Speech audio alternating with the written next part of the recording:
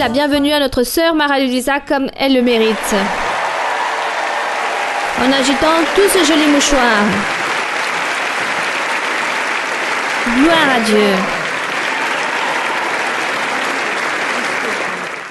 La dernière fois, il y a eu une étude biblique. Vous pouvez vous asseoir, mes frères et sœurs, un instant. La dernière fois, il y a eu une étude biblique aussi très grande ici à New York. À peu près, combien de personnes? Pour à peu près 3000 personnes. Mais aujourd'hui, nous avons 5800 personnes. Il y a eu des songes où certains ont vu la sœur Marie-Louisa en train de prêcher au Madison Square Garden d'à peu près 25 000 personnes. Et nous sommes dans ce chemin. Et nous irons là-bas, n'est-ce pas, mon frère André? Bien sûr que oui. La dernière fois, nous étions à Manhattan, proche de l'hôtel de Pennsylvanie. Nous étions à peu près 2000 personnes. Maintenant, il nous reste juste à traverser la rue. Et est-ce que pour Dieu, cela serait impossible? Et pour les enfants de Dieu non plus, car nous sommes les enfants de qui? Du Tout-Puissant. Voilà, c'est cela. Gloire à notre Dieu. Grand est le Seigneur. Qui sont ceux qui sont heureux aujourd'hui? Énormément joyeux. Comment allons-nous le manifester au Seigneur? En train de chanter, mais cette fois-ci à travers des cantiques. Nous allons donc nous mettre debout. Nous allons donc chanter un cantique. Le cantique numéro 108. Réveille-moi, Seigneur Jésus. Comme nous étions en train de lire dans Éphésiens 5, dans le verset 14, où il disait que Dieu nous appelle l'Église. Parfois, certains d'entre vous ont vécu cette expérience lorsque vous arrivez à l'Église et lorsque nous recevons cette première prophétie. Combien d'entre vous ont pleuré? Ou combien d'entre vous ont eu cette sensation que les poils se sont hérissés? C'est là, lorsque Dieu nous secoue et nous dit « Réveille-toi, toi qui es en train de t'endormir, réveille-toi et lève-toi des morts, je veux te montrer la lumière, le chemin, la vérité. » De ce Dieu vivant et puissant, béni soit notre Dieu. Alléluia. Gloire à Dieu. Grand est le Seigneur. Dieu est notre vie. Dieu est notre lumière. Et celui-ci est le cantique 108 avec tout notre cœur. Oui, mon Dieu. Nous voulons nous disposer pour toi. Qu'aujourd'hui, Seigneur, qu'aujourd'hui ce soit un grand jour pour nous tous. Descends, Seigneur. Change, transforme, renouvelle. Remplis-nous de toi, mon Seigneur. Donne-nous cette compréhension de ta parole, de ta doctrine, pour ainsi pratiquer toute ta grandeur. Réveille-nous, Seigneur. Libère-nous, Seigneur.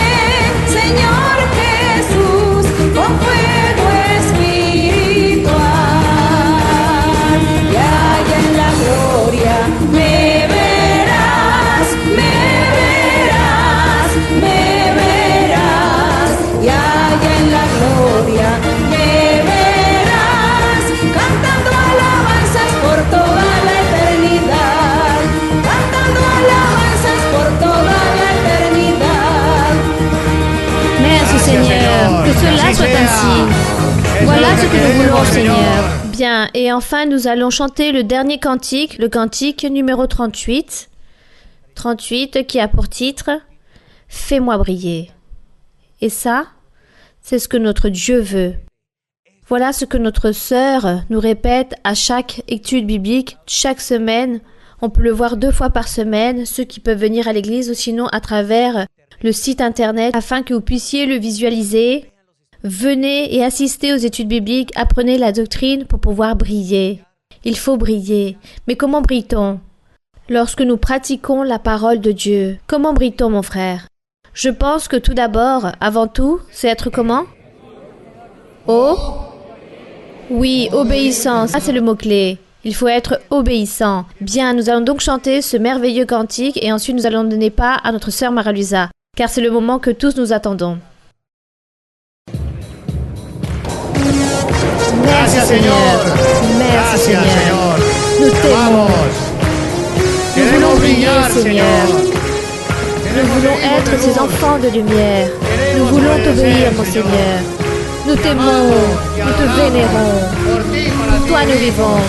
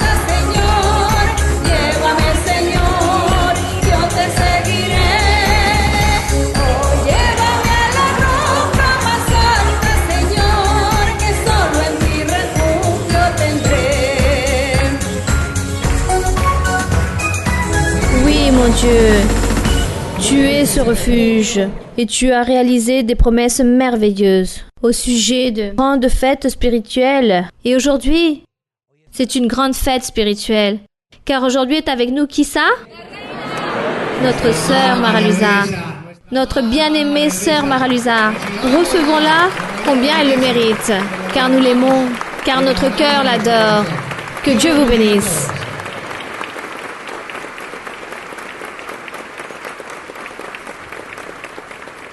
Bonsoir mes très chers frères et très chères sœurs, que Dieu vous bénisse. Quelle allégresse, quelle joie qu'enfin puisse s'accomplir ce souhait d'être ici pour pouvoir réaliser une étude biblique avec tous les frères et sœurs ici de New York et tous ceux qui vous entourent. Je suis vraiment très heureuse d'être ici avec vous. Il y a quelque temps de cela, nous étions dans l'étude biblique d'Élisabeth et là-bas, tous les frères et sœurs ne rentraient pas. Et je me suis dit, après je vais réaliser l'étude biblique à ceux de New York. Et c'est donc pour cela qu'aujourd'hui nous sommes ici. Je suis très heureuse d'être avec vous. Et pour moi, la joie la plus immense, c'est de pouvoir vous voir, car vous êtes le produit d'un travail si merveilleux, que nous menons déjà plus de 50 ans. Ça, c'est ce qu'il y a de plus beau. C'est ce qu'il y a de plus merveilleux. De voir les résultats. Car ça, ce sont les résultats de ce que Dieu a parlé, ce que Dieu a dit. Et c'est Dieu qui a dit cela. Car si Dieu n'aurait jamais parlé, nous ne serons pas aujourd'hui ici et rien ne serait accompli. Lorsque les êtres humains parlent, lorsque les êtres humains promettent des choses, c'est un peu difficile que puisse s'accomplir ce qu'ils promettent. Mais Dieu, oui, lui, il accomplit. Il y a donc 50 ans de cela,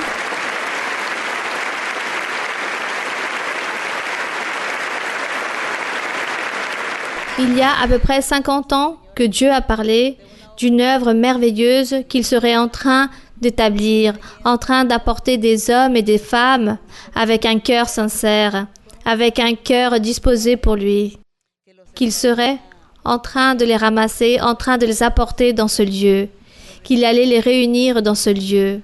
Et quel est l'endroit de Dieu? Le pouvoir du Saint-Esprit, notre Dieu qui vit et qui existe en esprit et que lui, il nous entoure et il occupe tout ce qui est l'univers. Ça, c'est le lieu de notre Dieu. Et lui, il dit que dans ce lieu, il serait en train d'apporter beaucoup de personnes pour établir une grande assemblée, pour former un peuple. Et ainsi, le Seigneur est en train d'accomplir cela. Car où que nous ayons, nous sommes tous un seul cœur pour Dieu, un seul amour, un seul désir, un seul vœu, un seul souhait de vouloir le suivre, d'accomplir et de faire sa volonté. Pour le Seigneur, ça c'est ce qu'il y a de plus beau. Et parfois les personnes disent que l'Église de Dieu, c'est une partie physique, mais il ne faut pas voir cela du côté physique, ce sont les cœurs. Et l'Esprit de Dieu s'agite dans tous ses cœurs, dans tous ces êtres qu'il aime. Voilà, c'est ce qu'il y a de plus beau. Aussi, dans les psaumes, lorsqu'il y a une question ou un point d'interrogation, où l'Éternel dit « Qui se trouvera dans ce lieu saint? Qui se trouvera dans le lieu de la sainteté? Dans cette montagne sainte ?» C'est une question. Et le Seigneur donne une réponse très belle. Il dit « Celui qui a les mains innocentes et qui a le cœur pur, celui-ci se trouvera là-bas. » Et nous pouvons voyager dans le monde entier, dans n'importe quel endroit de cette planète. Et si notre cœur est pur, et si nous sommes sincères envers lui, là-bas, nous serons toujours dans ce lieu saint, dans ce lieu de la sainteté de notre Dieu. Là-bas, nous serons avec lui présents, car où que nous allions, le regard de notre Dieu nous accompagne. Son pouvoir, son esprit, toujours est avec nous. Aujourd'hui, il est avec nous en esprit. Il est en train de nous regarder. Il est en train de nous contempler. Il est en train de nous connaître et lui, il connaît nos pensées.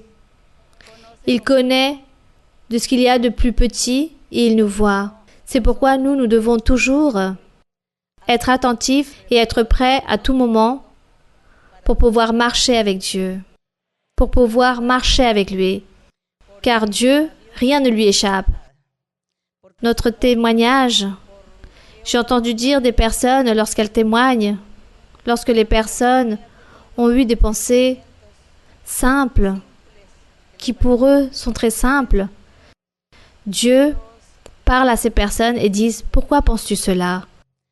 Pourquoi penses-tu que ce lieu n'est pas si beau? » Un jour, un homme est arrivé à l'église, un homme correct, de la haute société, avec beaucoup d'argent. Il arrivait à l'église pour la première fois.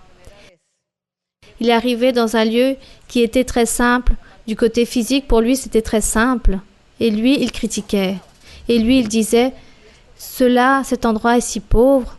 Regardez ce sol, ces murs, ce toit. Ce lieu paraît si pauvre. » Et ça, c'est une église? Lui se demandait cela.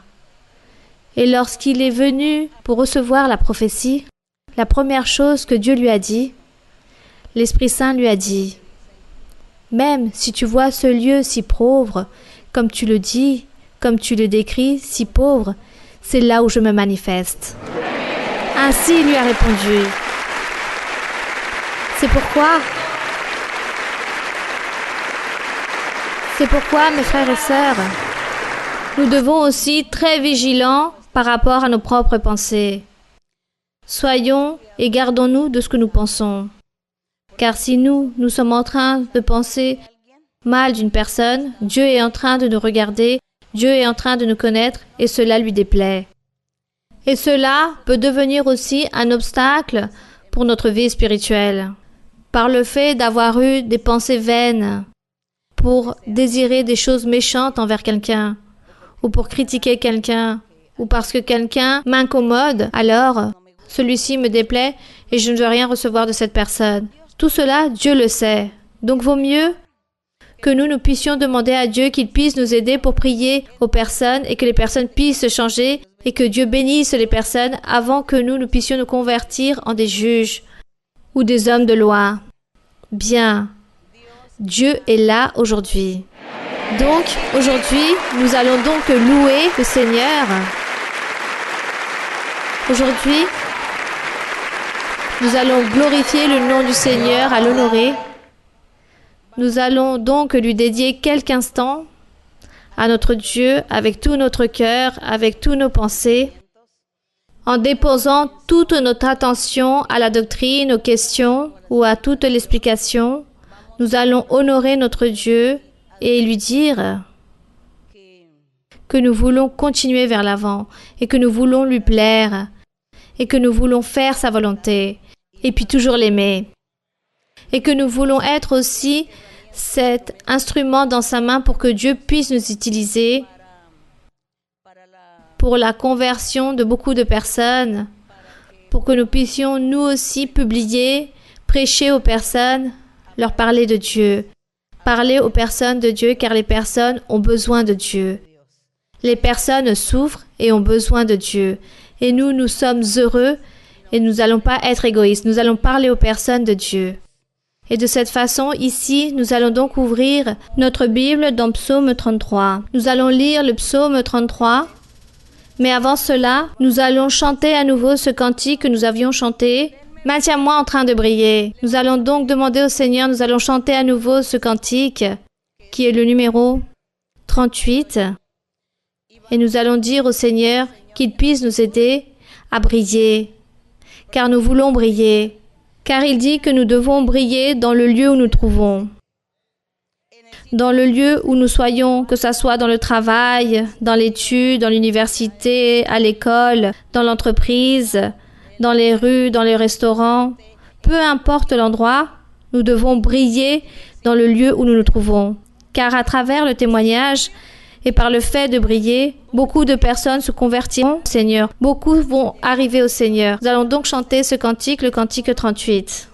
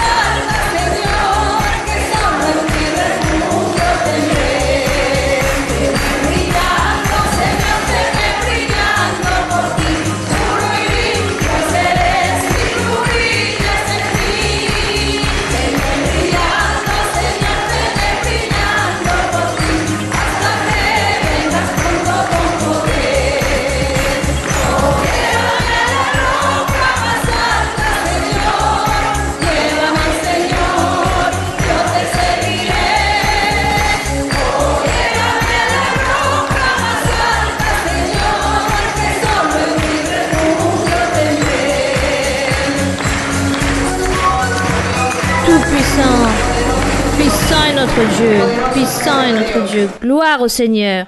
Vous pouvez vous asseoir et maintenant nous allons donc donner pas aux questions d'aujourd'hui. Nous allons donc commencer avec les questions d'aujourd'hui.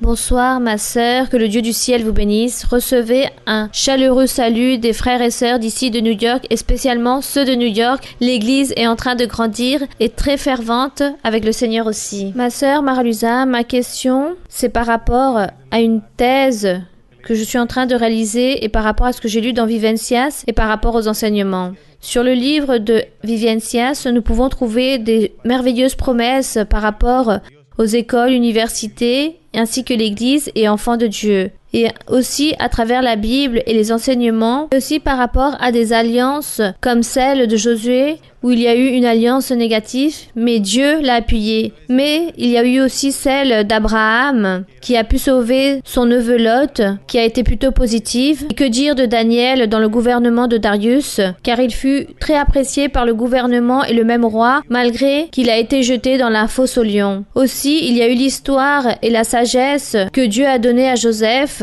dans lequel il a osé dire que c'était lui qui avait créé cette idée des impôts, et malgré ça, il a été très appuyé dans son travail par Dieu. Maintenant, le mouvement indépendant de rénovation absolue, et dans d'autres pays aussi, on peut retrouver ce parti Mira comme Ami Mira ou par exemple Mira USA, mais leur plus grand objectif en ce moment fait partie du social, comme le travail que réalise la fondation qui est basée sur un travail social, dirais-je. Donc ma question est la suivante. Si cette rénovation absolue des enfants de Dieu et des gouvernements dans les gouvernements est-elle aussi pour tous les pays ? C'est-à-dire dans le cadre législatif et administratif pour le reste des pays. Et si cela est ainsi, comment nous avançons par rapport à cet aspect? Et merci beaucoup ma sœur pour votre réponse et que Dieu vous bénisse. Ce que vous demandez, si cela est pour tout le monde? Oui ma sœur. On ne sait pas, peut-être que oui. Si cela est ainsi pour tout le monde, il n'y a que Dieu qui pourra le savoir et Dieu aura le temps pour tout car l'Église à peine est en train de débuter. Car l'Église à peine est en train de commencer. L'Église est née hier, il y a que 50 ans en arrière. Nous pourrions donc nous comparer à des nouveau-nés. Alors, et nous avons besoin de l'œuvre évangélique dans tous les pays. Et dans les pays, par exemple ici en Colombie, l'Église, on peut la trouver dans toute la Colombie. Elle se trouve dans toutes les villes, dans tous les quartiers se trouve l'Église. Donc maintenant, il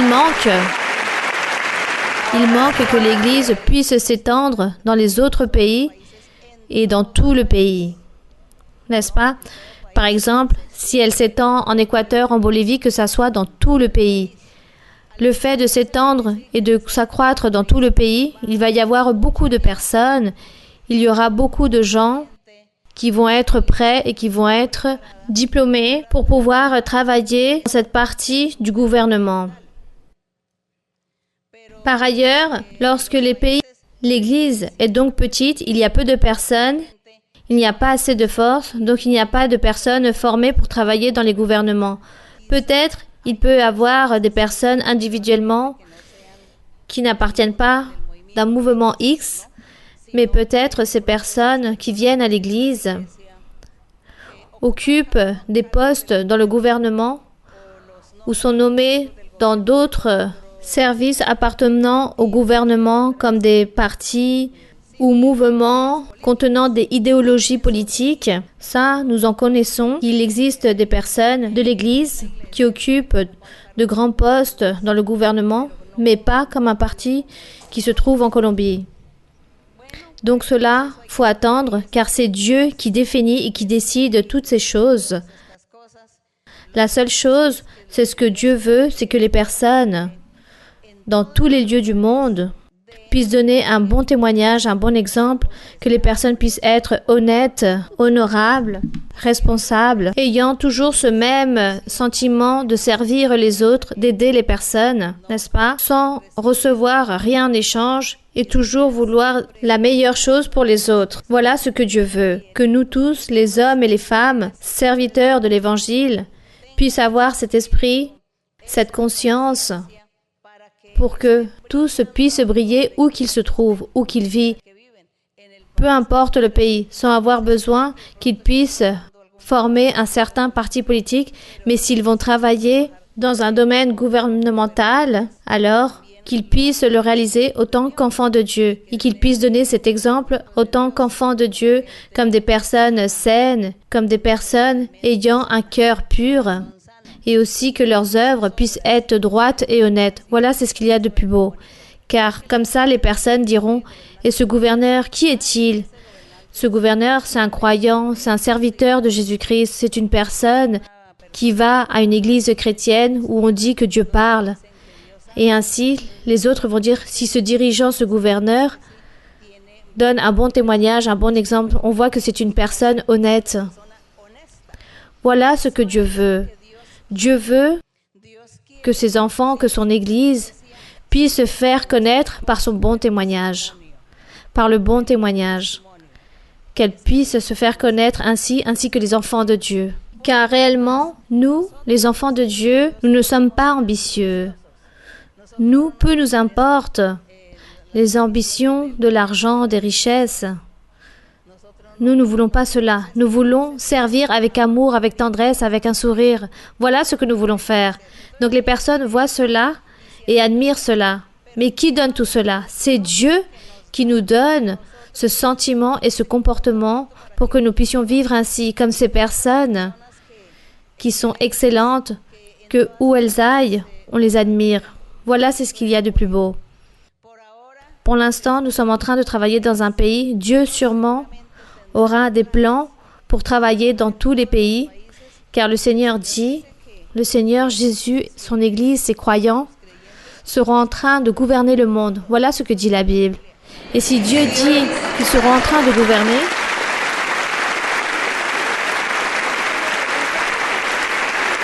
si le Seigneur dit que lui, ses saints, ses croyants seront en train de gouverner le monde, alors cela sera ainsi. On ne sait pas comment, quand, ni qui, mais cela sera ainsi, car ainsi est la parole de Dieu. Ça, c'est une parole de Dieu, et ce que Dieu parle, il ne le remet pas en question. Donc, cela s'accomplira ainsi. Bien, continuons. Continuons. Ma sœur Mara-Luisa, tout d'abord, je voudrais vous remercier avec tout mon cœur pour tout votre travail, pour votre sacrifice durant ces 50 ans. Je ne me suis pas sacrifiée. Cela fut un grand plaisir de vivre avec le Seigneur. Non, il n'y a eu aucun sacrifice. Ma sœur, j'ai une question de la Bible qui se trouve dans Genèse chapitre 1, verset 2. Donc Genèse 1, 2, oui. La terre était informe et vide. Il y avait des ténèbres à la surface de l'abîme, et l'Esprit de Dieu se mouvait au-dessus des eaux. Ma sœur, nous savons que Dieu est esprit. Il n'a pas de forme physique. C'est pourquoi le deuxième commandement, c'est de ne aucun idole qui puisse le représenter. Et autant qu'esprit, Dieu n'a pas de parité. Je contextualise aussi ma question avec le passage qui se trouve dans Luc 20, 36, où notre Seigneur Jésus-Christ, dans sa politique avec les Séduciens, en respect avec le mariage, leur enseigna que dans le ciel, ceux qui allaient profiter de la présence de Dieu ne prendront ni femme ni mari, il n'y aura point de mariage car ils n'auront pas de corps, car ils seront semblables aux anges. Dans ce cas, ma sœur, ma question, mon doute, se base dans la doctrine que Dieu vous a révélée, car on a l'impression ou le sentiment d'être gouverné par l'image d'un Dieu masculin, qui est un homme, et non une personne ou un Dieu qui est féminin ou paritaire. Il s'agit là d'une influence et traduction non seulement des patriarches dans le temps ancien des Israélites, mais aussi des autres pays qui l'entouraient de cette nation d'Israël. Merci ma sœur et que Dieu puisse continuer à vous bénir. Bien, donc le Seigneur enseigne dans la Bible que le Seigneur Jésus, c'est la tête du corps. Que lui, c'est la tête du corps. Donc si Dieu est la tête du corps, le corps est l'Église, les croyants. Nous tous, nous sommes le corps. Nous tous, que ce soit des hommes et des femmes réunis, nous sommes ce corps. Dieu dit que lui, lorsqu'il a créé Adam, à travers Adam, il en créa deux, un homme et une femme. À travers Adam, il créa un homme et une femme. Ensuite, il dit qu'il fit tomber dans un sommeil profond Adam pour que d'une côte de celui-ci, il ait pu créer la femme. Mais tout ce qui était question d'hormones ou de neurones ou cellules, je ne sais pas comment l'exprimer, cela provenait de la côte d'Adam pour créer la femme. Donc, si le Seigneur est la tête de l'Église, et nous le corps du Seigneur, alors nous sommes en Dieu. Donc, pourquoi allons-nous commencer à penser si Dieu est juste masculin ou féminin? Non. Dieu est masculin car c'est la tête et son corps c'est l'Église. Les hommes et les femmes, les croyants en Jésus-Christ, c'est le corps. Donc voilà se trouve ici la réponse. C'est pourquoi on dit toujours que nous sommes un seul en Dieu. Dieu ne regarde pas, par exemple, le sexe et rien de ces choses. Dieu, il a tout créé. C'est juste qu'il a établi les organes à travailler de la manière que Dieu a voulu qu'ils puissent marcher de manière masculine ou féminine. Voilà ce que Dieu a fait dans l'humanité. Maintenant, ils disent que là-bas, dans l'éternité, il n'y aura plus cela. Car le sexe, il l'a créé de manière physique. Il a créé cela dans cette matière. Mais la partie spirituelle, cela n'existe plus. Il n'existe plus de sexe masculin ou féminin dans la partie spirituelle. Juste dans le parti physique lorsqu'il a créé les êtres humains. C'est pourquoi il dit qu'il a créé Adam et de ce même corps, il a formé Ève à partir de ce même corps dans la partie physique. Et ensuite, lorsqu'il dit que dans l'éternité, on va vivre comme des anges, qu'il n'existe aucun genre. J'espère que vous n'allez pas être confondus avec cela. Je ne sais pas si vous avez pu bien comprendre ou pas. Cela n'est juste que dans la partie physique. Rappelez-vous que le genre a été donné aux humains pour la partie de la matière. Mais avant qu'Adam existe, il n'y avait pas de matière. Les êtres étaient tous spirituels, sans aucun genre. Une fois que ce monde sera terminé, toute cette matière va se corrompre et va devenir poussière, alors nous serons aussi esprits comme nous l'étions avant de la fondation du monde. Nous étions tous des esprits, donc ainsi est Dieu. Ne nous inquiétez pas autant pour cela, car pour Dieu, il n'y a rien d'impossible. Il peut donner 2 jambes à une pierre et la faire marcher. Et pour Dieu, rien n'est difficile. Donc, arrêtez de chercher pourquoi la pierre, pourquoi ceci ou cela. Bien. Continuons. Ma sœur Mara-Lisa, bonsoir. Bienvenue ici, dans la ville de New York. Ma sœur Mara-Lisa, merci pour votre présence, car vous êtes un baume pour nos cœurs et une allégresse pour nos âmes. Il y a peu de temps de cela, j'ai eu un songe où la sœur prêchait à travers un haut-parleur à une grande foule et vous étiez en train de dire que nous devions nous vêtir avec des habits spirituels et qu'il ne fallait pas prêcher la parole par perte de gain. Ma sœur, ma question est, s'il vous plaît, si vous pouviez nous enseigner à comment nous vêtir avec ces habits spirituels afin qu'ils puissent avoir un éveil rempli dans les dons spirituels. Nous sommes en train de lutter. Nous sommes dans cette lutte et dans la recherche des dons spirituels. Nous sommes en train de chercher, nous avons déjà dit que les jours de louange, ces jours de culte de louange, nous allons les utiliser pour recevoir le Saint-Esprit. Nous louons le Seigneur, nous prions à peu près durant 5 minutes et le reste du temps nous louons le Seigneur et nous lui demandons de recevoir le Saint-Esprit. Il faut demander le Saint-Esprit le jour des cultes de louange. Vous le saviez, n'est-ce pas? Oui, tout à fait, car il faut continuer à insister, il ne faut pas se fatiguer, ne vous laissez pas vaincre. Continuez à insister, continuez à chercher les choses spirituelles. Car les choses spirituelles, de notre spiritualité dépendent nos triomphes, nos victoires. Et de la partie spirituelle, cela dépend si nous allons gagner la vie éternelle ou pas. Donc, il faut continuer vers l'avant dans cette lutte et dans la recherche des dons spirituels, du baptême avec le Saint-Esprit. Bien. Oui, continuons. Mes frères et sœurs, que Dieu vous bénisse. Ma sœur Mara-Luisa, je voudrais témoigner que le Seigneur, il y a à peu près 8 ans de cela, il m'a réalisé une promesse. Il m'a dit qu'il allait me libérer car je suis arrivée à l'église remplie de sorcellerie. Et sa parole s'est accomplie. Il m'a dit aussi que j'allais le témoigner lors d'une fête spirituelle. Ma sœur, ma question est, je vais prendre comme exemple, autant que chef de famille, parfois il y a des responsabilités, spécialement dans cette ville de New York, ou peut-être, disons, qu'au temps de chef, il est parfois difficile de s'acquitter des nécessités comme le loyer ou au projet qu'on s'est projeté dans le futur.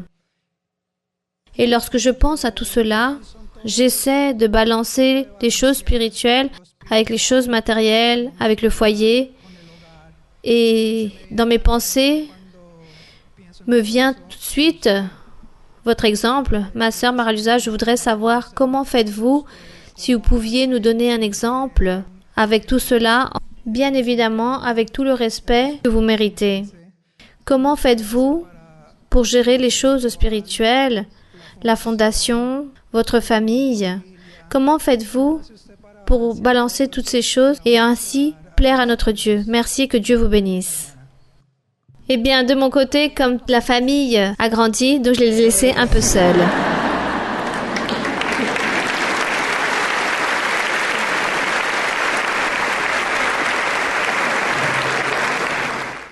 Non, disons qu'il faut travailler dans tout. Il faut travailler dans tous les côtés, être partout. Disons, bien sûr, lorsque chaque personne sont adultes, chacun d'entre eux prenne leurs propres responsabilités, mais toujours leur enseigner qu'il faut chercher Dieu. C'est Dieu qui nous pourvoit, c'est lui qui nous donne tout. Et la famille, non seulement la famille, mais aussi les amitiés, car toute l'Église, c'est déjà ma famille. Donc imaginez-vous, j'ai une famille très grande. Il y a une famille très grande, je remercie le Seigneur, car l'Église et la fondation aussi. Avec la fondation, on aide, car on ne peut pas aider le monde entier, car cela est impossible. Mais malgré ça, on arrive à travailler. Il y a beaucoup de personnes du monde, il y a beaucoup d'entrepreneurs qui réalisent des dons, qui sont confiants en nous, réalisent des dons pour aider ces personnes, du moins de pouvoir donner des solutions à certains problèmes à un petit groupe de personnes, et on réalise tout cela avec beaucoup de tendresse, beaucoup d'amour envers Dieu. Et le travail, il faut savoir le distribuer. Mais l'Église, c'est ce qu'il y a de plus grand. Je n'ai plus, par exemple, le temps de lire la Bible, même si le Seigneur dit qu'il faut que je continue à lire la Bible. Donc, oui, nous devons tous, disons, Dieu, comment dire, on ne peut pas rester instable ou se déstabiliser, car il s'agit d'un travail spirituel. Il faut continuer vers l'avant dans cette recherche du Seigneur, toujours en train de méditer en le Seigneur. Par exemple, la journée, nous sommes toujours occupés, mais dans notre cœur, nous devons avoir Dieu avec nous, toujours penser qu'il faut faire ceci ou cela, mais à la fois, on remplit avec les devoirs, nos obligations. Les foyers, les familles ont leurs propres compromis. Les enfants, par exemple, ils sont en train d'étudier, mais de toute façon, les choses de Dieu, on ne doit jamais l'abandonner, jamais le laisser de côté. Tout est là en train de marcher en même temps. Tout est en train de fonctionner en même temps. Les devoirs physiques, matériaux, avec les choses spirituelles aussi. Et voilà ce qui est bon. Toujours être occupé dans la vie, n'est-ce pas? Avoir des occupations dans la vie. Alors ne nous inquiétons pas pour cela. Il n'y a aucun déséquilibre. Donc chacun doit savoir partager son temps selon à son travail ou à son temps, comment il vit, car si la personne a des petits-enfants, donc son travail, c'est d'être avec ses enfants petits. Si c'est un travail d'adolescent, d'adulte, l'Église toujours préoccupée pour les personnes qui écrivent, car les personnes ont des nécessités, sont malades, ils sont dans les hôpitaux, qu'il y a eu un accident, ou que la personne est remplie de mauvais esprits. Donc il faut envoyer des personnes pour qu'elles puissent là-bas prier, imposer les mains, les rendre visite, leur tendre la main. Voilà le travail que nous faisons et on remercie Dieu car c'est un travail merveilleux. Ce que Dieu nous a donné et comme Dieu l'a promis aussi qu'il allait offrir et donner tant de choses matérielles pour que rien ne manque. Et regardez les bénédictions si belles que Dieu nous a données pour la construction de temples aussi, de temples propres et dans beaucoup de pays. Et aussi dans beaucoup de pays maintenant, le Seigneur a donné l'argent nécessaire pour acheter des temples propres pour que l'Église aussi puisse avoir son propre temple. Cela est merveilleux pour que les personnes puissent venir prier et louer Dieu pour qu'ils puissent avoir un lieu pour glorifier le Seigneur.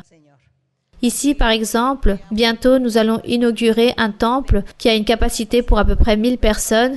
C'est peut-être peu, mais c'est déjà ça. Oui. Et l'important, c'est que nous travaillons tous comme une famille, comme une grande famille, une famille du Seigneur, mais avec beaucoup de tendresse, et Dieu est là avec nous aussi en train de nous aider pour que tous puissent sortir de bonne façon et de manière parfaite. Bien, continuons. Ma sœur Maralusa, bonsoir. Recevez un chaleureux salut, vous et tous ceux qui vous accompagnent. J'ai une question personnelle basée dans la Bible, dans le livre de Exode, chapitre 28, du verset 2 au 4. Il parle ici des vêtements, ma sœur. Dans Exode 28? Exode 28, oui? Oui, ma sœur. Oui. Le verset 2 dit ainsi. Tu feras à Aaron, ton frère, des vêtements sacrés, pour marquer sa dignité et pour lui servir de parure. Tu parleras à tous ceux qui sont habiles, à qui j'ai donné un esprit plein d'intelligence, et ils feront les vêtements d'Aaron, afin qu'il soit consacré et qu'il exerce mon sacerdoce. Voici les vêtements qu'ils feront. Un pectoral, un éphod, une robe, une tunique brodée, une tiare et une ceinture. Ils feront des vêtements sacrés à Aaron, ton frère, et à ses fils, afin qu'ils exercent mon sacerdoce. Ma sœur Maralusa, je vous pose cette question car mon plus grand souhait est de servir le Seigneur. Dans l'année 2012, lorsque le Seigneur m'a fait cet appel à travers vous, le Seigneur vous a révélé mon identité. Mes parents, l'un est africain et l'autre est arabe. Et votre réponse à ma question personnelle était la suivante, qu'il fallait que je commence par rapport à ma bienséance. Et culturellement, les femmes arabes, nous nous ornons énormément. Étant dans le monde, j'avais oublié cette partie du décor et c'est comme ça que le Seigneur vous a révélé cette identité et le Seigneur m'a fait cet appel en disant qu'il fallait que je me prépare pour lui servir dans le pays de la Guinée qui se trouve en Afrique. Ma sœur Maralusa, je vous pose cette question car tout le chapitre d'Exode parle de ces vêtements sacrés, de ces vêtements saints. Et comme j'ai ce désir de servir le Seigneur, je voudrais savoir de quelle forme je puisse plus lutter pour maintenir ces vêtements que le Seigneur m'a donnés, car dans les rêves, le Seigneur vous utilise en vous montrant comment je dois me vêtir, et ce sont des rêves très profonds que le Seigneur m'a donnés. Ma sœur, s'il vous plaît, si vous pouviez me répondre à ces questions, merci beaucoup. Bien, ma sœur, les rêves que vous avez eus, où vous dites qu'on est en train de vous enseigner à comment vous vêtir de manière décente ou avec des vêtements spéciaux. Ces habits ont un sens spirituel. Mais aussi, dans la partie physique et matérielle, il faut être décent. Non pas dû à ce passage d'Exode où il parle des vêtements des sacerdotes, car ces vêtements, c'était quelque chose de symbolique pour le futur, car les sacerdotes, il dit ici, afin de consacrer qu'il exerce son sacerdoce à travers ce vêtement et que tous puissent le respecter et puissent l'honorer ou lui rendre hommage en vénérant de cette façon les sacerdotaux. Le Seigneur Jésus enseigne, ou il s'enseigne dans l'Évangile, que tous ces vêtements ou tous ces sacerdotaux pour le futur seraient le prototype du futur, c'est-à-dire les croyants en Jésus-Christ. Les croyants en Jésus-Christ, le Seigneur les appelle rois et sacerdoces. Donc ce n'est plus juste un groupe de personnes comme ici dans l'Antiquité, comme il est décrit ici dans Exode, qu'il s'agissait d'un groupe de personnes, qu'il s'agissait juste des sacerdotaux ou d'une certaine famille. Mais maintenant, tous les croyants de l'Évangile, les serviteurs de Dieu, les enfants de Dieu, tous sont des rois et des sacerdotaux pour Dieu, car ils ministrent au service de Dieu tous les jours de leur vie. Ce n'est pas juste une fois par semaine, car à l'époque d'avant, c'était les samedis, Maintenant, c'est tous les jours qu'il faut rendre des hommages à Dieu, jour et nuit. Peu importe le moment, il faut donner à Dieu cette vénération et l'honorer. Et qui font cela? Les rois et les sacerdotes, c'est-à-dire les croyants, les enfants de Dieu, les personnes qui se sont converties à Dieu. C'est pourquoi, dans la partie physique et matérielle, lorsque nous nous réunissons autant qu'Église, dans un lieu, tous nous nous réunissons, c'est là où apparaît ce décor physique et matériel dont parlent les apôtres. L'apôtre Paul, spécifiquement, en train de dire que les femmes devaient se vêtir de manière décente et qu'elles puissent être ornées de manière convenable, surtout dans l'assemblée. Mais toute sa vie, que la femme, même dans le monde, puisse être bien habillée, très belle. Mais nous enseignons, ou l'apôtre enseignait que la femme puisse être habillée de manière décente, et le Saint-Esprit aussi a enseigné depuis plus de 50 ans que j'ai ces expériences avec le Seigneur. Le Saint-Esprit a enseigné aux femmes. Il nous enseigne la manière correcte de comment nous devons nous vêtir, avec une manière décente. Donc la femme qui veut plaire à Dieu, qui veut servir Dieu, alors il faut être obéissante. Et celle qui n'obéit pas et continue à vivre sa vie comme dans le monde, avec la mode du monde, avec la modernité, alors elle vivra toujours ainsi. Mais cela déplaît à Dieu. Donc si Dieu veut, si une femme veut être bénite par Dieu, alors elle doit se soumettre à la parole, à la doctrine, à l'enseignement, aux règlements de Dieu. Non les règlements d'une église quelconque ou les règlements de la Bible, mais ce que le Saint-Esprit enseigne aux femmes. Car il y a beaucoup de témoignages que j'ai déjà reçus de femmes qui sont arrivées à l'église et Dieu, à travers des songes, leur a enseigné à comment se vêtir. Le même Seigneur, elles ont eu des rêves avec le Seigneur où lui, il leur enseigne comment elles doivent se vêtir de manière décente.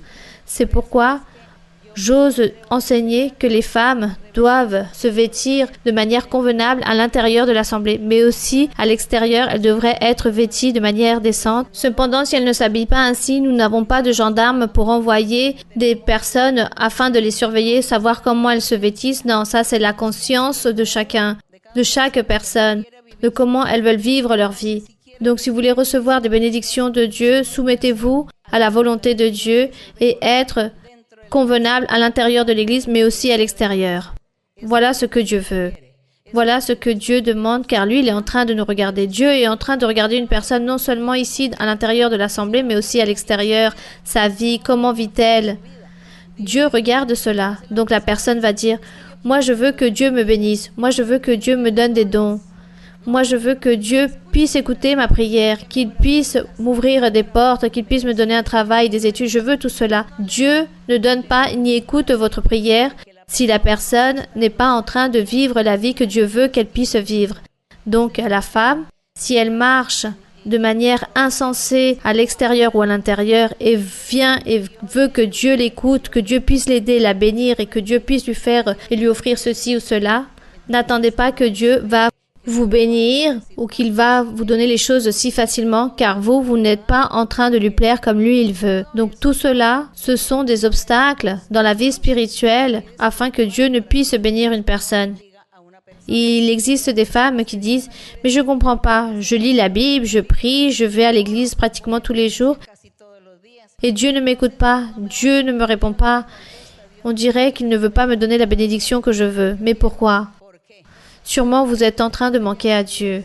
Que la personne puisse examiner, peut-être vous ne vous habillez pas de manière convenable, décente, et vous êtes là-bas en train de tout dévoiler comme les exhibitionnistes, en train de faire beaucoup de choses qui déplaisent à Dieu. Les fils ou les filles de Dieu doivent au contraire essayer de faire la volonté de Dieu, car tout cela dépend des bénédictions du Seigneur. De tout cela dépend la bénédiction de Dieu. Donc ici, dans Exode, ce que nous avons lu par rapport aux vêtements des sacerdotaux a un sens spirituel dans le futur, car nous sommes tous des rois des sacerdotaux pour le Seigneur. Mais les apôtres enseignent que dans l'assemblée, par le fait que les hommes et les femmes doivent tous participer dans un même lieu, dans un même culte, alors que la femme puisse s'habiller de manière décente, car sinon viendra, disons, cela servira de tentation aux hommes qui viennent servir le Seigneur et cela déplaît à Dieu.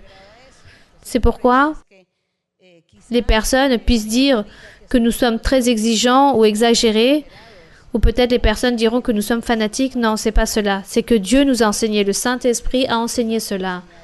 Lui, il enseigne toujours aux personnes, mais il existe des femmes qui ne croient pas en cela et disent « Non, moi je ne crois pas, et moi je ne veux pas obéir. » Et elles rêvent, et le Seigneur leur oblige et leur enseigne comment elles doivent se comporter.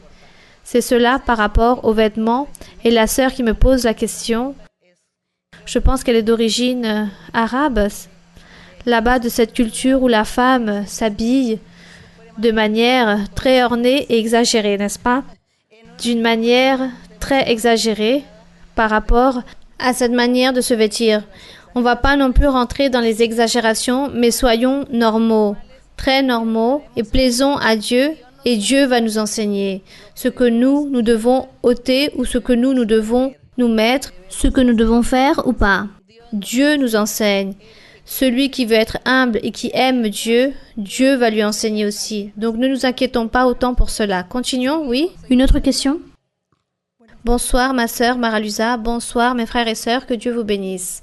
Nous sommes très heureux et joyeux car c'est une promesse accomplie de notre Dieu de pouvoir vivre ainsi un enseignement de cette grande immensité biblique ici aux États-Unis. Merci beaucoup à la prophète, maître par excellence, et que la gloire soit toujours pour notre Dieu pour avoir choisi une femme si courageuse comme vous l'êtes, ma sœur, pour diriger ce ministère. Le Seigneur m'a dit que beaucoup de familles allaient être libérées à travers cette question. Ma question est basée dans la Bible. Dans les évangiles, la Bible nous enseigne qu'un jeune était tourmenté par des mauvais esprits. Ma question est, si ces mauvais esprits peuvent être transmis ou hérités de père à fils, et à la fois ses fils à leurs fils, durant des générations dans cette famille. Car beaucoup de fois, nous commettons les mêmes péchés que nos pères, et nous voyons que nos enfants répètent les mêmes transgressions. Et je me réfère, ma sœur, spécifiquement aux adultères, aux impudicités, aux déviations sexuelles et les vices. Merci beaucoup, ma sœur, et que Dieu vous bénisse. Merci, ma sœur. Donc, malheureusement, et c'est très triste, que les êtres humains, nous puissions hériter, disons, nous héritons toutes les choses de nos ancêtres. Et le péché de nos ancêtres vient encore aujourd'hui à régner, et nous héritons les conséquences, les châtiments. Ici, par exemple, dans la Bible, dans le livre de Lévitique, il y a une liste qui énumère toutes les bénédictions que Dieu donne à ceux qui sont obéissants. Ceux qui obéissent à ma parole seront ces bénédictions. Il existe ici une liste où il énumère toutes les bénédictions. Mais aussi, il dit, pour ceux qui sont désobéissants, ceux qui ne croient pas, voici les malédictions, le châtiment. Et il y a une liste de tous les châtiments. Et dans tous ces châtiments, il y a les maladies incurables, il y a des mauvais esprits, des folies, il y a la démence, les maladies des troubles mentaux, les vices. Tout genre de péché se trouve là-bas dans ces malédictions, dans ce châtiment que Dieu a donné pour ceux qui désobéissent. Malheureusement, l'humanité, les ancêtres, ont toujours désobéi à Dieu. Ils se sont éloignés de Dieu. Ils n'ont pas voulu suivre ce chemin de Dieu. Donc, la malédiction est tombée sur eux. Le châtiment, la maladie, les démons, les vices, tout est tombé sur eux et tombe aussi de génération en génération, car les personnes ne cherchent pas Dieu. Donc, les personnes continuent à pécher, les personnes continuent dans leur ignorance, dans la méchanceté, en train de réaliser des iniquités. Donc, toutes ces personnes héritent tout cela. C'est juste le jour où on arrive à la connaissance de Dieu. Dieu est miséricordieux et la seule chose que Dieu fait parfois, c'est faire endormir ou reposer la malédiction, la maladie, la chose mauvaise. Il la stagne et donne la paix, la joie aux personnes, leur donne la guérison. Le Seigneur commence à faire le miracle, à guérir, à libérer, à donner de l'allégresse, à enlever des envoûtements, des sorcelleries, de chasser des mauvais démons. Voilà ce que le Seigneur fait dans certaines personnes qui viennent à la connaissance de Dieu. Si la personne vient et est sincère et cherche Dieu avec tout son cœur, et la personne est constante et suit le Seigneur, alors toutes ces personnes seront libérées. Libérées de toutes ces malédictions et de toutes ces choses, tous ces péchés, tous ces vices qui vivaient dans l'ancien temps. Mais si les personnes viennent et ne sont pas sincères envers Dieu, ne se dévouent pas avec tout leur cœur, alors la maladie ou la malédiction continuera à régner durant les autres générations futures. C'est pourquoi nous sommes en train de lutter, en train d'enseigner et parler aux personnes, que les personnes puissent être sincères, que les personnes puissent examiner leur conscience et qui peuvent demander pardon à Dieu, que Dieu puisse les changer et qu'elles puissent se disposer pour Dieu, qu'elles puissent aimer Dieu et puissent vouloir avec tout leur cœur plaire à Dieu pour que de cette façon Dieu puisse bénir les personnes et que toutes ces choses, toutes ces malédictions, toutes ces maladies puissent être ôtées, car nous aussi nous souffrons lorsque nous voyons qu'une personne est en train de souffrir. Nous souffrons et nous voudrions enlever, ôter la malédiction, la maladie, mais la personne non plus ne veut pas céder, car là-bas, dans son incrédulité, dans sa dureté de cœur, dans son obstination, alors Dieu ne va pas agir en cette personne et ne réalisera pas ce miracle. Voilà la lutte que nous avons ici. Mais aussi c'est pourquoi nous réalisons cette réunion, c'est pourquoi il existe ces cultes pour l'imposition des mains. Les dons spirituels que nous demandons à Dieu, c'est précisément pour cela. Nous demandons à Dieu les dons spirituels pour imposer les mains, pour que les personnes puissent être guéries, pour que les personnes puissent être libérées, pour que les personnes puissent être déliées de toutes ces malédictions, de tous ces démons. C'est pourquoi nous demandons au Seigneur cela. Mais nous aussi, nous demandons au Seigneur, tout d'abord parce que nous sommes disposés avec le Seigneur et nous sommes sincères et nous aimons Dieu et nous voulons plaire à Dieu et faire sa volonté. Et de cette façon, nous demandons à Dieu qu'il puisse nous soutenir, nous appuyer pour prier pour toutes ces personnes, pour prier pour notre prochain, pour que les personnes puissent être heureuses. Ça, c'est cette chaîne. Voilà, ça, c'est la chaîne et le travail que nous avons. Voilà ce que nous faisons. Ce qu'ils ont fait pour nous, d'autres personnes, prier pour nous. Aujourd'hui, c'est à notre tour de prier pour ces personnes qui souffrent, pour ces personnes qui viennent avec toutes ces malédictions et toutes ces maladies. Et Dieu, par la suite, réalisera ce miracle. Mais Dieu veut avant tout que nous puissions travailler. Il veut que nous puissions agir. Il veut nous utiliser comme un instrument. Dieu peut faire le miracle ainsi directement. Mais ça, ce n'est pas le but. Dieu veut que ses enfants, que ces instruments travaillent, utiliser des hommes et des femmes en train de leur donner les dons spirituels. Il veut les utiliser pour que eux, ils puissent prier pour les autres et ainsi puissent réaliser les miracles. Et ainsi est le nom de Dieu. Ainsi son nom sera considéré, l'Église du Seigneur sera reconnue, les croyants seront ainsi reconnus et les personnes vont savoir et connaître que cette personne de l'Église, ce sont des personnes spéciales, que Dieu les utilise et que dans cette Église, il y a beaucoup de miracles, car ces personnes cherchent Dieu avec tout leur cœur. Voilà ce que Dieu veut. Lui, il ne veut pas faire le miracle directement, car les personnes ne vont même pas savoir qui a réalisé le miracle. Que la personne s'est guérie et qui l'a guérie, ah non, c'est pas. Moi, j'étais malade et maintenant je suis guérie. Je ne sais pas qui a réalisé cela. Non, Dieu veut se faire connaître. Il se fera connaître avec la prédication de l'Évangile. Il se fera connaître aussi à travers nous, ses enfants. Que nous avons ici les dons spirituels, les promesses de Dieu. Prier pour les personnes, réaliser des miracles, des prodiges, voilà ce que Dieu attend de nous. Et de cette façon, nous ferons reconnaître le nom de Dieu et lorsque les personnes seront guéries, elles répondront « Dieu m'a guéri ». Oui, il m'a guéri car dans cette église, il existe les dons spirituels, les personnes qui servent Dieu, les instruments du Seigneur qui ont les dons merveilleux. Et moi, je vais aller à cette église pour recevoir mon bénéfice, ma bénédiction. Donc, je serai en train de déposer ma confiance en Dieu, de croire en Dieu, que lui, il vit, que lui, il est esprit et qu'il est la vérité. Bien, mes frères et sœurs, je vous invite tous à vous mettre debout et qu'il faut continuer à suivre ce Dieu. Nous devons suivre ce Dieu véritable et chercher les dons spirituels. Cherchons les dons spirituels. Cherchons le baptême avec le Saint-Esprit. Amen. Il faut le faire. Nous allons donc chanter au Seigneur, je te servirai, mon Seigneur. On va dire au Seigneur que nous allons lui servir. Nous allons chanter, je te servirai, ô mon Seigneur.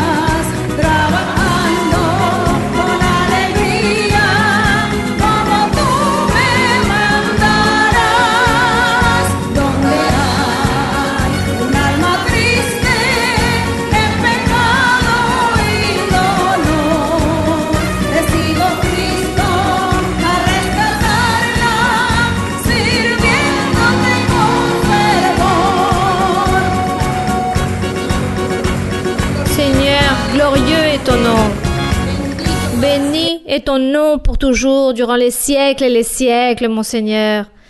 Père céleste, Créateur du ciel et de la terre, notre Père, notre Créateur, notre Roi, notre Maître, Père de notre Seigneur Jésus-Christ. Devant toi, Seigneur, nous sommes aujourd'hui présents pour te remercier. Merci, Seigneur, pour cette réunion. Merci, Seigneur, pour cette étude biblique. Merci, Seigneur, car aujourd'hui, nous avons appris en train de parler de toi, en train de méditer en toi, mon Seigneur, en train de nous rappeler, Seigneur, de tes paroles, de tes promesses, de ces promesses si merveilleuses qui sont écrites ici dans la Bible et qu'aujourd'hui, Seigneur, tu les fais que ce soit réel dans notre vie. Car ainsi nous le vivons, mon Seigneur, car nous vivons ta présence. Nous sentons la présence de ton Saint-Esprit dans notre être. Et c'est pourquoi, Seigneur, nous croyons en toi. Et c'est pourquoi, Seigneur, nous voulons faire ta volonté. Nous voulons, Seigneur, te plaire en toutes choses, dans ton chemin. Merci, Père céleste, pour ta miséricorde, pour ta fidélité et pour ton amour, pour toutes les générations. Merci, Seigneur, car nous sommes ici aujourd'hui en train d'apprendre, en train de connaître ton chemin, en train de connaître les voies de Dieu, en train de connaître le sentier du Seigneur, le chemin par lequel nous devons marcher. Merci, Père Saint, pour ta miséricorde, pour ton amour, pour ta parole, pour ton appui que tu es en train de donner à ton assemblée au niveau mondial, car tu es en train d'appuyer, tu es en train de tous les unir. Tu nous unis tous à travers du Saint-Esprit, car lui, c'est lui qui nous guide, c'est lui qui nous oriente, c'est lui qui nous enseigne, qui nous corrige, celui qui nous réprimande, qui nous console, qui nous exhorte et qui nous mène encore plus loin. Seigneur, plus loin de nos capacités. Seigneur, tu es en train de nous guider, de nous conseiller. Merci, Seigneur. Merci, Père céleste, pour nous envoyer le pouvoir de ton Saint-Esprit. Et en train aujourd'hui d'être ici, devant ta présence, mon Seigneur. Et toi, tu es en train de vivifier ta parole, en train de vivifier la Bible, en train de faire qu'elle soit une réalité, afin que nous puissions en profiter, afin que nous puissions vivre cette réalité et que nous puissions être heureux, mon Seigneur, et que nous puissions ainsi publier ton nom, publier ta parole et pouvoir parler aux personnes que tu existes, que tu es le Dieu véritable, que tu es ce Dieu tout-puissant, celui qui vit, qui règne, qui gouverne l'humanité. Merci mon Seigneur, merci mon Père pour ta parole.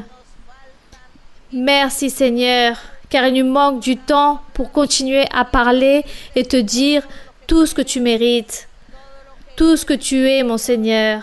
Merci mon Seigneur, aide-nous Seigneur à pouvoir publier ton nom dans tous les lieux pour que les personnes puissent te connaître et pour que les personnes puissent connaître ton existence, que tu vis, que tu te manifestes, que tu règnes mon Seigneur et que toi tu envoies le pouvoir sur nous, Seigneur. Tu nous gardes, tu nous protèges. Que toi, tu nous soutiens, mon Seigneur. Et que tu nous appelles les enfants du Tout-Puissant. Car ainsi tu nous nommes, mon Seigneur, que nous sommes les fils du Tout-Puissant. Béni soit ton nom. Puissant est le Seigneur. Tu es grand, mon Seigneur. Tu es digne de toute louange. Tu es digne de toute louange. Que te dire, mon Père Saint, de ta miséricorde, de ton amour. Ce soir, toi, mon Seigneur, en train de réaliser des miracles, mon Seigneur. Que dire, mon Seigneur, des libérations que tu es en train de réaliser, de tous ces miracles, en train d'exaucer les vœux de chaque cœur, en train de donner, Seigneur, tous les souhaits de chaque personne, en train de chercher, mon Seigneur, des cœurs sincères pour ton honneur, pour ta gloire. Que dire, Seigneur, des libérations, des sorcelleries, des envoûtements, du cancer et de toutes ces maladies incurables, du diabète, de la colonne, des os, de la peau, du sang, et les miracles, Seigneur, que tu es en train de réaliser, en train de libérer ton peuple, en train de purifier ton peuple, en train de les guider, en train de les libérer, mon Seigneur, en train de chasser tous ces liens, en train d'enlever toutes ces chaînes, en train de rompre tous ces liens liés par le diable. Merci Seigneur, merci. Bénis tous ceux qui vont nous voir à travers la vidéo. À eux aussi, envoie-leur des bénédictions, réalise des miracles et des prodiges et manifeste-toi en eux. Mon Père Saint, manifeste-toi. Merci Père Céleste, au nom glorieux de Jésus-Christ, ton Fils aimé. Bénis-les, Seigneur. Envoie des miracles et des prodiges. Beaucoup de guérisons j'ai donné aujourd'hui. Merci, car tu es notre Père, tu es notre Dieu, tu es notre Roi. Merci, alléluia. Gloire au Roi pour toujours. Puissant est le Seigneur. Puissant, alléluia.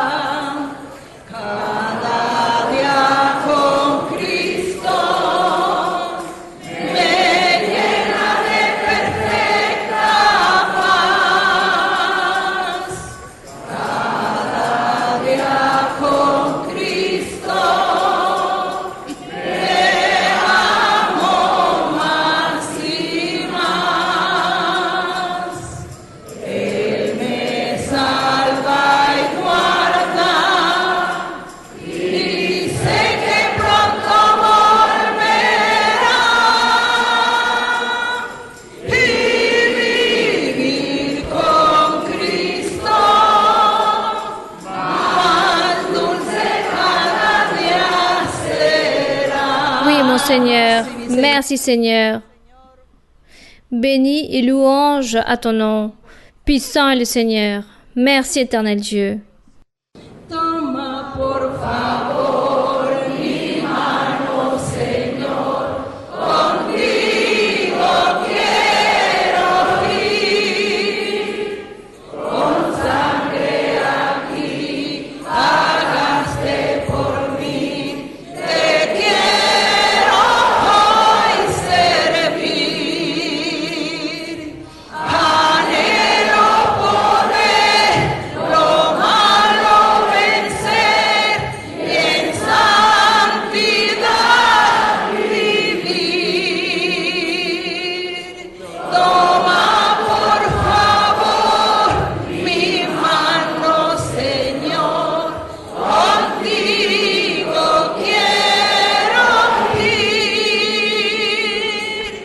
Toma por favor mi mano, Señor, contigo quiero ir.